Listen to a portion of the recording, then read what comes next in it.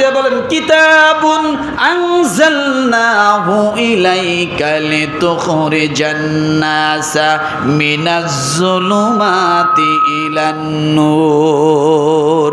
কোরআনের বাইরে যত পথ আছে, যত মত আছে, যত রাস্তা আছে, সব হলো অন্ধকার। কথা বলেন, সব কি? সব হলো অন্ধকার। আর একমাত্র কোরআনের পথটাই হলো আলোর পথ। এই জন্য আপনি যদি দাওয়াতের কাজ করেন, আপনি যদি মানুষকে দাওয়াতের দিকে ডাক দেন, আল্লাহ তাআলা উত্তম মাধ্যম বিষয় জানায় দিলেন, তোমরা উদউ ইলা সাবিলি রাব্বিকা বিল হিকমাতি ওয়াল মাউইযাতিল হাসানা। আল্লাহ বলেন, তোমরা যদি মানুষদেরকে দিনের দিকে ডাকো, হিকমার সঙ্গে ডাকো। কিসের সঙ্গে? হিকমার সঙ্গে। হিকমা অর্থ কি বলতে পারেন? হিকমা অর্থ হলো প্রজ্ঞা। হিকমা অর্থ কি? প্রজ্ঞা, কৌশল, সুন্নাহ। আল্লাহ তাআলা কোরআনকে হিকমা শব্দ ব্যবহার করেছেন। আল্লাহ তাআলা সূরা ইয়াসিনের শুরুতে বলেন, ওয়াল কুরআনিল হাকীম। ওয়াল কুরআনিল হাকীম। হিকমা আমি আরেকদিন মনে হয় বুঝাইছিলাম, আজকে একটু স্মরণ করে দিয়ে যাই। হিকমাটা কি? 1 কেজি আলু কিনতে গেছেন, হিকমার ব্যাখ্যা বুঝে যান। 1 কেজি আলু কিনতে গেছেন, একদিকে কি দেয়? পাথর, আরেকদিকে। এখন যিনি আলু বিক্রি করতেছেন, উনি এইরকম দাড়ি পাল্লা ধরে পাথর 1 কেজি আর হলো আলু 1 কেজি একবারে সমান সমান দিছে। দুই দিকের পাল্লার কোনোটাই কোনো দিকে ঝোঁকে নাই। আপনি যদি এই রকম দোকানদারকে দেখেন, পরের দিন কি ওই দোকানে আলু কিনতে যাবেন? বোঝেন নাই কথাটা? তেল কিনতে গেছেন 1 কেজি, আপনি 1000 গ্রাম তেল পান হিসাবে, তাই না? দোকানদার মনে করেন মেশিনটা টিপ দিয়ে 1000 গ্রামেই দিছে, 1 গ্রামও বেশি দেয় নাই। পরের দিন আপনি ওই দোকানে যাবেন?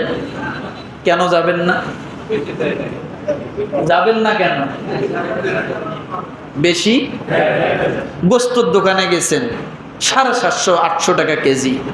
মনে করেন দাড়ি পাল্লা এমন ভাবে ধরছে, 1 কেজি পাথর 1 কেজি গোস্ত, একটুকু বেশি দেয় নাই। পরের দিন আপনি ওই দোকানে যাবেন কেন? কি দেয় নাই? তা আপনি তো যা পান তাই দিছে, তারপরে যাবেন না কেন? তার মানে বুঝতে হবে হিকমা দেয় নাই। কি দেয় নাই? জোরে কথা বলেন। হিকমাটুকু দেয় নাই। হিকমা দিলে ওই দোকানে কাস্টমারের অভাব হয় না। আরেকজনকে বলে ওই দোকানে যাস, লোকটার মাপজোপ ভালো আছে, দেয় মোটামুটি, মনটা ভালো আছে। কথা ঠিক কিনা? আর যদি আপনার যদি কাটায় কাটায় দেয়, ওই খবিসের দোকানে যাইস না, বখিল, ওর মতো কৃপণ নাই আল্লাহর দুনিয়ায়, ও একটুকু বেশি দেয় না। আছে না নেই? তাহলে একই দোকানদার, একই কাস্টমার, কোন দোকানে যাইতে বলতেছে, দাওয়াত দিচ্ছে ওই দোকানে যাস, আবার একই কাস্টমার আরেক দোকানে যাইতে কি? তার মানে বোঝা গেল হিকমা ছাড়া পৃথিবী চলে না। হিকমা ছাড়া পৃথিবী চলে না। যেখানেই যান না কেন হিকমা লাগবেই। হিকমা ছাড়া পৃথিবী চলে না। এই জন্য আল্লাহ বলেন, উদউ ইলা সাবিলি রাব্বিকা বিল হিকমা। এটাই হলো হিকমা। যতটুকু প্রাপ্য তার থেকে একটু তাকে কি করা? বেশি দেওয়া। এইটাই হলো হিকমা। কিন্তু বেশি নেওয়া এটা হিকমা না, এটা স্বার্থপর। বেশি নেওয়াটা কি? এটা বোঝেন নাই মনে হয়। তার মানে বেশি না দিলে আপনি সে দোকানে যাবেন না। এই জন্য রব্বুল আলামিন ডাক দিয়ে বলেন, এই কোরআন যতদিন থাকবে পৃথিবীর জমিনের মানুষগুলো এই কোরআন ওয়ালাদেরকে ফুৎকার দিয়ে নিভাই দিতে পারবে না। পারবে নাকি? কারণ যারা কোরআনের পক্ষে কথা বলে, কোরআন নিয়ে চলে, আমার আল্লাহ তাআলা তাদের সিনা হাজার ও কোরআনওয়ালার থেকে বেশি শক্তিশালী বানায়া দেয়। ইন্নাল্লাযী লাইসা ফি জাওবিহি শাইউম মিনাল কুরআনি কাল বাইতিল খরিব। আল্লাহ রসুলের হাদিসে ডাক দিয়ে বলেন, ওই ব্যক্তি যার ভিতরে কোরআন আছে সে হলো চতুর্দিকে বেড়াওয়ালা ঘরের মতো। কিসের মতো? বেড়াওয়ালা ঘরের মতো। আর যার ভিতরে কোরআন নাই, বেড়া শূন্য ঘরের মতো। এবার বল, বেড়াওয়ালা ঘর যেগুলো আছে, চতুর্দিকে বাউন্ডারি করা ঘর, এই ঘরে কুকুর শিয়াল সহজে ঢুকতে পারে না। পারে নাকি? যে ঘরের মাঝে বেড়া থাকবে না, দেখবেন রাতের বেলা কুকুর শুয়ে আছে, দিনের বেলা কুকুর আছে না নাই? আল্লাহ বলেন, যার হৃদয়ের মধ্যে কোরআন আছে, শয়তান কখনো তাকে ধাক্কায় ফালায় দিতে পারে না। ধাক্কা কিন্তু ফালাইতে, ধাক্কা দিবে শয়তান, কিন্তু কি করতে পারবে না? চিৎকার করে ফালাইতে পারবে না। এই জন্য বলি, কোরআনের ছায়ার তলে আসেন। যারা কোরআনের পক্ষে কথা বলে অন্তত তাদের সাথে থাকেন। যারা কোরআন ভালোবাসে অন্তত তাদের পক্ষে একটু কথা বলেন। কথা বোঝেন নেই? আজকে আমরা সকলেই যদি ভালোটাকে ভালো বলতাম, তাহলে শয়তানরা এত ফাল পারতে পারত না। শয়তানেরা এত ফাল পারতে পারত না, এত ঝাপাঝাপি করতে পারত না, এত শক্তি পেত না। কিন্তু আমরা সমস্যা, আমরা চুপ থাকি। আমরা কি থাকি? চুপ থাকি। যার কারণে শয়তান আমাদের উপরে বেশি চাপিয়ে বসে।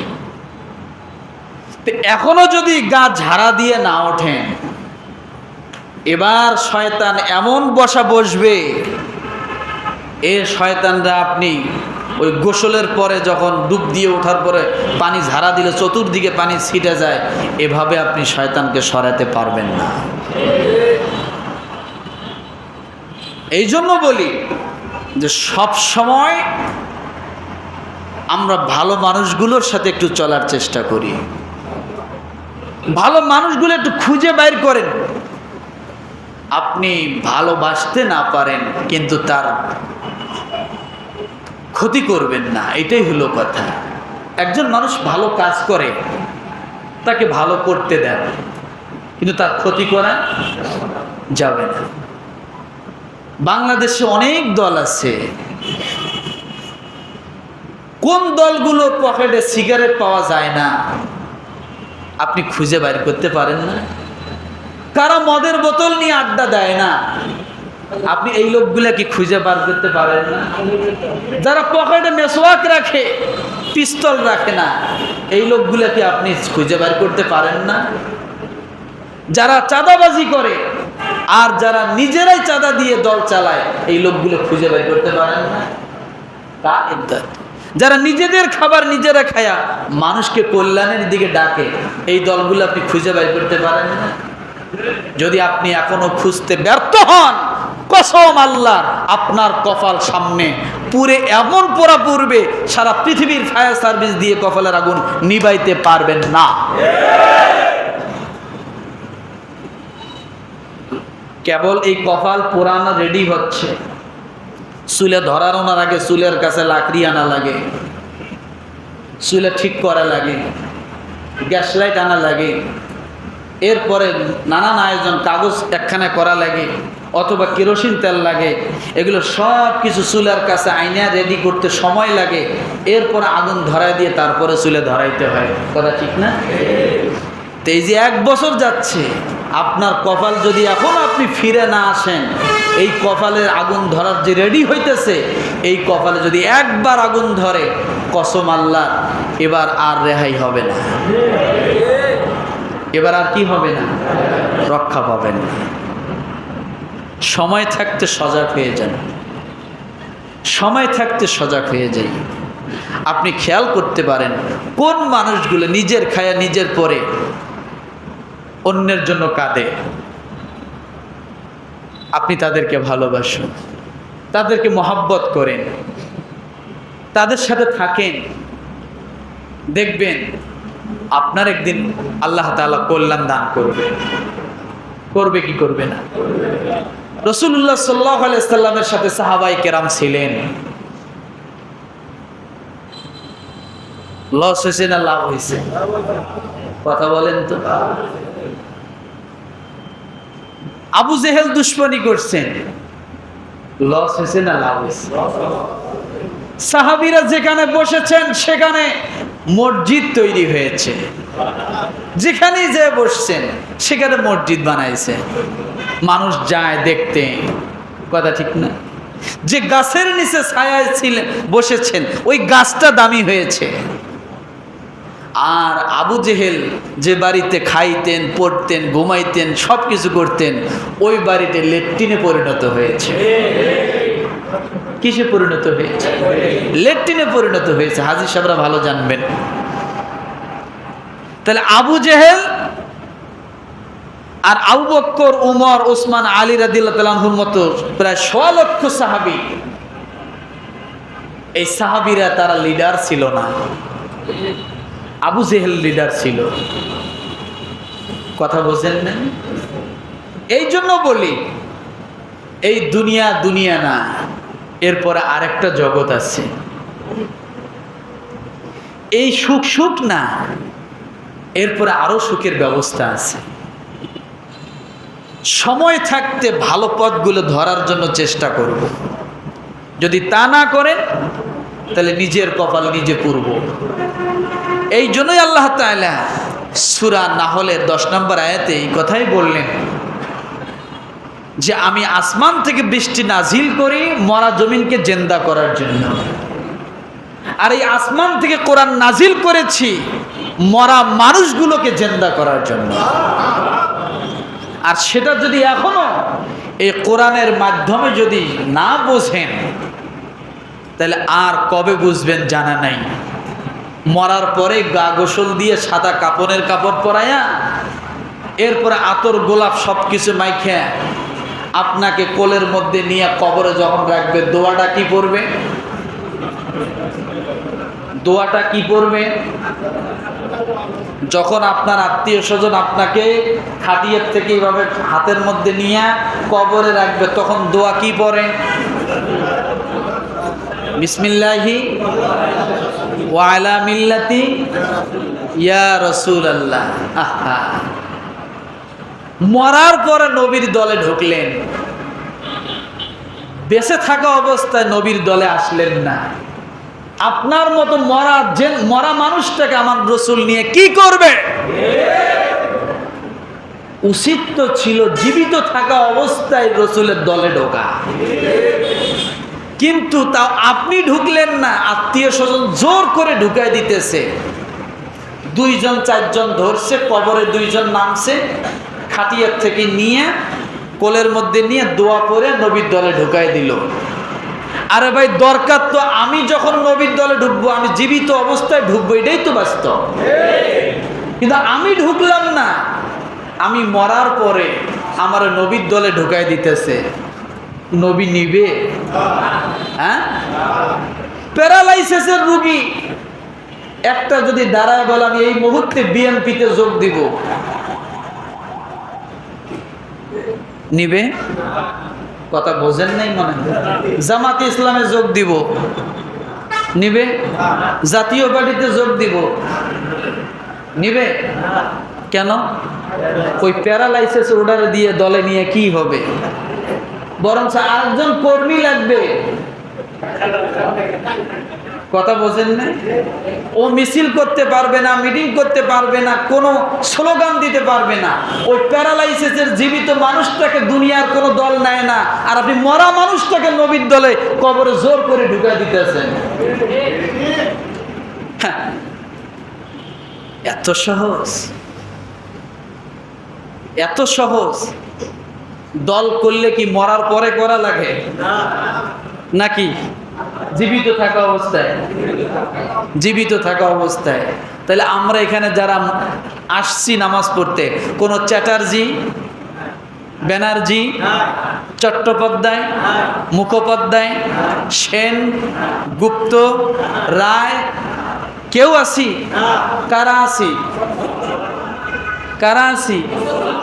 মুসলমান। মুসলমান এর বাহ্যিক সবচাইতে গভীর একটা অর্থ কি জানেন? ইসলাম অর্থ কি? ইসলাম অর্থ কি? ইসলাম অর্থ শান্তি। মুসলমান আত্মসমর্পণকারী, অর্থাৎ শান্তির দলের অন্তর্ভুক্তকারী। শান্তির দলে অন্তর্ভুক্তকারী। তা আমি এই কথাটা বলতে চাচ্ছি যে আমরা যারা আছি এখন থেকে মনের মধ্যে একটা আকাঙ্ক্ষা পোষণ করতে পারি কিনা যে আমি রসুলের দলের অন্তর্ভুক্ত হব? কথা বলেন, পারি? পারি।